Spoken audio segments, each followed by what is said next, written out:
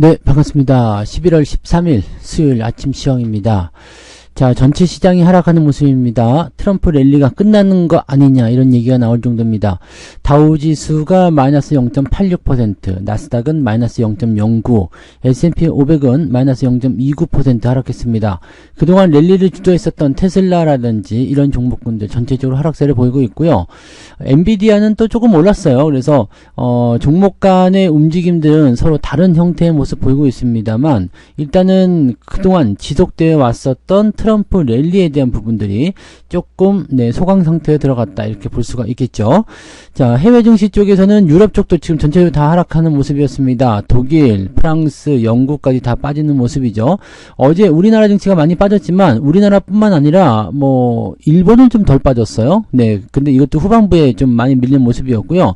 상해 지수라든지 항생 지수 전체적으로 다 후반부에 다 밀렸습니다. 그래서 우리나라 증시도 하락을 했지만 다른 나라 국가도 하락을 했다. 미국 증시도 하락을 했다. 이거 위안 삼을 건 아닙니다. 우리나라는 오른 게 없잖아요. 오른 게 없는데 다른 나라 빠질 때 같이 빠진다라는 것이 어느 정도 나타나는 모습이란 말이죠. 그러니까 이렇게 되면 안 되는 거죠. 왜냐면 다른 나라는 올라갈 때 우리나라는 빠졌잖아요. 근데 다른 나라 빠질 때 우리나라 또 빠진다. 자, 이런 부분들은 지금 미국 증시가 조정을 받을 수 있는 상황에 진입을 했기 때문에 조정 국면이 진행이 됐을 때 국내 증시가 또 같이 빠지게 되면 이거는 결과가 달라질 게 하나도 없어요. 그래서 이런 시점에서 우리나라 증시가 버틴다거나 아니면 반등을 해줘야지만이 흐름을 조금 뒤집어 엎을 수 있는 상황이 된다라고 볼 수가 있겠죠. 자, 근데 지금 현재 미국 증시가 조정을 받을 때 우리도 영향을 안 받을 수는 없지 않을까라는 생각도 좀 됩니다. 그러니까 이런 것들은 전체적으로 좀 이제 흐름을 보면서 우리가 같이 풀어야 될 내용들이 아닐까 생각되네요. 차트 한번 차트가 아니죠. 뉴스 한번 보도록 합니다. 트럼프 랠리 과열 의식을 했는가라는 얘기가 나오는 거죠. 뉴욕 증시 대선 이후 첫 동반 하락을 했다. 그동안 많이 오르긴 했습니다. 많이 올랐다라면 조정을 받는 게 맞긴 맞는데 이 조정의 깊이가 얼만큼 나올 것이냐죠. 깊게 들어갈 것이냐 아니면은 어느 정도 반등을 해줄 것이냐인데 현재 상태에서 봤을 때는 깊게 들어가는 조정까지는 아닐 것 같아요. 왜냐면 사람들이 지금 돈 들고 대기하고 있어요. 주가 떨어진다? 그러면 계속적으로 그냥 매수하겠다. 이런 식으로 나올 수 있는 거니까요. 자, 봅시다. 트럼프 2기에 대한 기대감으로 강세를 보였던 주가지수가 단기 과열을 의식하면서 조정을 받은 것으로 풀이되고 있다. 잠재적 수혜 대상으로 여겨진 소형주가 전반적으로 압박을 받으면서 중소형주 위주로 구성된 러셀 2000 지수가 1.7% 하락했다. 이 정도는 아무것도 아니다라고 생각이 일단 들긴 합니다. 연속적으로 하락이 일어났을 때 또는 폭락이 일어났을 때 문제가 되는 거지 1% 정도 밀렸다고 해서 큰일 날 건 아니죠. 다른 국가에 비해서 또 미국 증시는 많이 밀린 것도 아니잖아요. 자, 근데 개별적인 종목으로 가게 되면 테슬라 같은 경우가 지금 6% 넘게 하락했다라는 내용이 좀 나타나죠. 이 테슬라의 효과는 실제로 장사를 잘했다거나 그런 내용들이 전혀 아니잖아요. 전기차가 갑자기 잘 팔린다거나 기업 가치가 상승했다거나 실적이 늘었다거나 이런 내용들이 아니라 그냥 트럼프 대선 승리에 크게 기여했다. 트럼프가 굉장히 중요한 사람이라고 머스크를 지켜 세웠다. 이 부분 때문에 주가가 올라간 거거든. 그러니까 이런 상황이라고 본다면 테슬라는 물론 이제 이 이벤트적인 부분들이 연속성을 띌 수도 있어요. 기업의 어떤 오너가 이제 해당이 되는 부분이기 때문에 오너를 보고 있는 기업의 입장에서는 주가가 상승이 더 일어날 수도 있는 상태가 될 수가 있겠죠. 근데 만약에 이제 이 대선 승리에 대한 부분들을 통해서 주가가 올라간 것을 다 그냥 풀어냈다. 자, 그 다음에 이 정도면 됐어라고 생각하고 차익 매도가 나오기 시작했다라고 한다면 오르기 이전의 수준으로 주가를 되돌림이 진행될 수도 있다는 얘기입니다. 그래서 이런 부분들 체크하셔야 될 것 같고요. 물론 지금은 여전히 돈 들고 대기 중인 사람들이 많습니다. 떨어지기만 해봐. 나도 막 살 거야. 이런 사람들 많이 있죠. 보통 사람들이 많이 물리는 자리가 신고가 이후에 조정이 들어갈 때. 자, 그때 대부분들 많이 물립니다. 왜냐면 신고가라서 못 사고 있었다가 주가 떨어질 때가 기회다라고 해서 매수하는 분들이 굉장히 많거든요. 그때 사가지고 다시 전고점 돌파해서 계속 쭉쭉 랠리가 나올 것이다 라고 생각하지만 이미 많이 올라간 거라면, 이미 많이 올라가 버렸다라면 이번 조정에서 나타나는 기술적 반등은 대체적으로 전고점을 넘지 못할 가능성도 많습니다. 특정한 어떤 재료나 기대감을 가지고 뭐 이제 연속성을 보이는 그런 상승이 아닌 이상은 테마성 움직임은 대부분 그렇죠. 근데 이번 그 트럼프 대선 승리를 과연 단기 테마로 봐야 될 것이냐? 왜냐면 트럼프가 당선이 된 거잖아요. 그러니까 이거는 단기 테마가 아니라 장기성이다라고 분석이 될 수도 있다는 얘기죠. 그래서 아마도 사람들이 쉽게 물러날 것 같지 않습니다. 단기적 조정이 들어가도 밑에서 계속 받아 가려고 하는 모습, 그 다음에 그 이후에 주가가 더 상승하는 형태로 갈 수도 있을 것 같다 라는 형태의 포지션도 생각을 해볼 수도 있겠죠. 네, 그런 내용들을 보시면 되고요. 지금 매그니피센트 종목 중에서는 테슬라를 제외한 모든 종목이 상승했다. 엔비디아 올랐죠. 마이크로소프트, 아마존, 뭐 메타, 알파벳, 강보합 등등등이다. 이렇게 되어 있는 건데 이 상태가 되었다라면 하이닉스가 어제 많이 내려왔기 때문에 반등 포인트가 연결될 수도 있는 거 아니겠느냐 이런 생각도 조금 해볼 수도 있을 것 같습니다. 네. 자, 그 다음에 엔비디아를 제외하게 되면 또 조금 애매한 구간이 좀 있습니다. 마이크론 테크놀로지는 4%대, AMD와 퀄컴도 2%대, 인텔은 3%대 하락을 기록했다. 자, 우리나라가 미리 선 반영을 했을 수도 있겠고, 아니면은, 네, 이런 부분이 또다시 연결을 받아서 우리 쪽에 압박감이 될 수도 있겠죠. 자, 네, 반도체 관련한 종목군들을 계속 누르고 있는 형태. 왜냐면 트럼프 체제에서의 관세 부과, 이런 식인데, 트럼프는 이제 계속 그 얘기 합니다. 반도체 기업은 매우 부유하다. 그들은 우리 사업의 95%를 훔쳤다. 지금 대만에 있다. 그러면서 TSMC를 공격했다. 이 TSMC에 대한 공격은 삼성전자에겐 기회가 될 거라는 얘기는 많이 있습니다. 근데 실질적으로 TSMC가 공격을 이렇게 받았다고 해가지고 이렇게 트럼프하고 척을 지거나 그러진 않을 거예요. 왜냐면 TSMC도 먹고 살아야 될 거 아닙니까? 트럼프하고 같이. 왜냐면 트럼프가 당선이 안 됐다면 그냥 무시하고 쌩깔 수도 있겠지만 트럼프가 당선이 됐어요. 그러니까 트럼프와의 유대관계를 이렇게 쌓아 올리기 위한 어떤 움직임을 취하고 있다는 얘기가 되겠죠. 네, 아무튼 그런 식이고 아마도 약간의 피로감 이게 맞을 것 같아요. 주가가 단기적으로 많이 올랐다. 이 정도에선 팔아먹자라고 하는 사람들 분명히 있다는 얘기가 되는 거죠. 그래서 그런 형태의 느낌들이라고 보시면 되겠습니다. 자, 그 다음에 그 인사 발표를 계속하고 있다는 거죠. 네, 근데 대부분 보면은 네, 이게 우리한테 이득인지 아닌지 모르겠어요. 왜냐면 트럼프의 색깔을 띤 사람들이 지금 그 인사로 들어오고 있거든요. 그래서 인플레이션을 자극한다거나 아니면은 연준의 어떤 경제 정책에 반하는 형태의 느낌들 이런 것들이 지금 진행이 될 수가 있습니다. 그래서 물론 이제 연준 인사들은 적절한 대응이 가능하다라고 얘기를 하고 있습니다만 지금 금리 동결 확률도 조금씩 올라가고 있거든요. 네. 아직까지는 금리를 연속적으로 내릴 것이다라고 이야기가 되고 있습니다만, 금리 동결로 진행될 확률도 제법 높아져 있다라고 되어 있습니다. 자, 금리 동결에 대한 부분들은 지금 현재 시점에서 나오면 안 돼요. 왜냐면 0.25씩 겨우 2번 했거든요. 자, 이번 연도 말까지 추가 하락을 보내주고 그 다음에 내년도에는 한 4차례에서 5차례 정도 나올 수 있기 때문에 동결과 인하를 같이 섞어서 진행할 수 있습니다. 근데 12월까지는 금리 인하가 계속 진행이 돼야 되겠죠. 자, 만약에 12월에 금리가 동결된다고 한다면 은행주들에게는 다시 한번 또 기회의 요소가 될 수도 있습니다.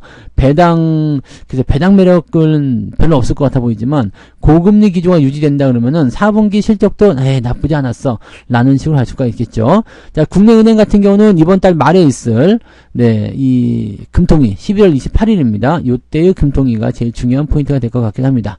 자, 어쨌든 전반적인 내용들은 그렇다라고 되어 있고요. 비트코인이 지금 미친듯이 올라가고 있는 상태입니다. 네, 지금 9만 달러를 넘어갔다. 이런 얘기가 나오죠.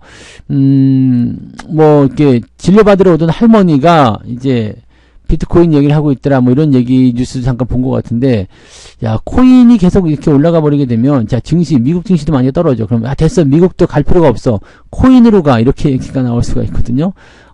그래서 비트코인 지금 속보로 나오고 있습니다. 장중에 첫 9만 달러 돌파했다. 9만 달러면 도대체 가격이 얼마입니까? 397, 130만원 좀 되는 그죠? 네.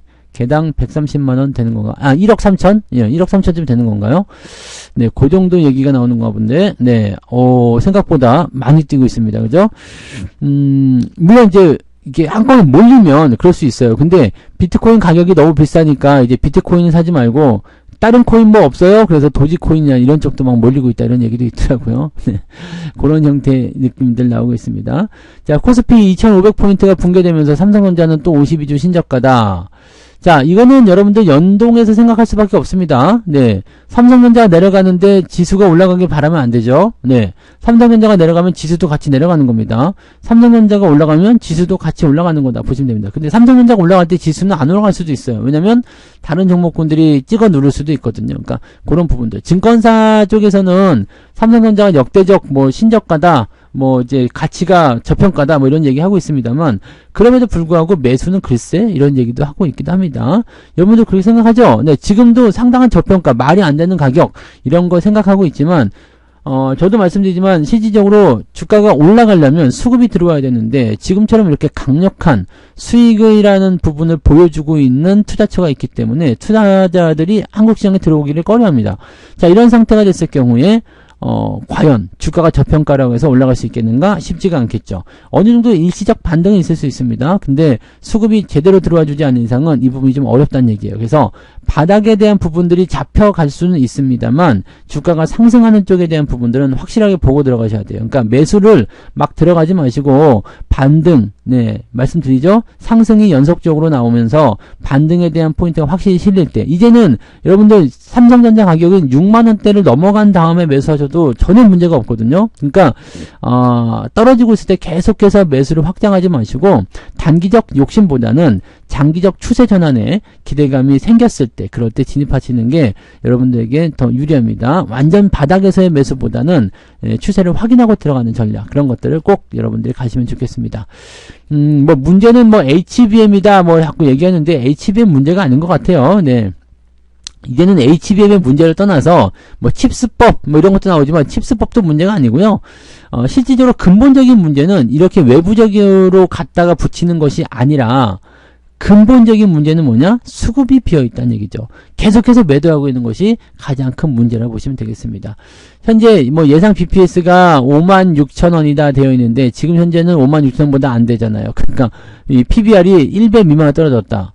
자, 주가가 계속해서 떨어지니까 아마도 배당에 대한 부분들은 매력이 조금 높아졌을 것 같긴 한데 배당에 대한 부분 때문에 삼성전자를 사지는 않을 거라 생각합니다. 물론 외국인들 같은 경우야 배당 때문에 살 수도 있겠습니다만, 네, 배당 때문에 삼성전자 사는 건 아니죠. 성장주들은 보통 배당이 짜잖아요.